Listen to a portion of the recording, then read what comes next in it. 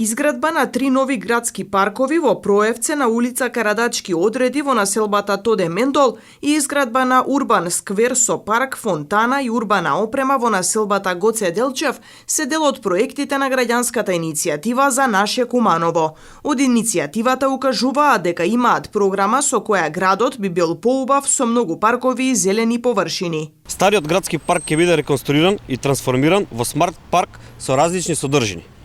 Ќе го зголемиме буџетот за одржување на хигиена на јавни површини на територија на општина Куманово и дополнително раззеленување на нови зелени површини.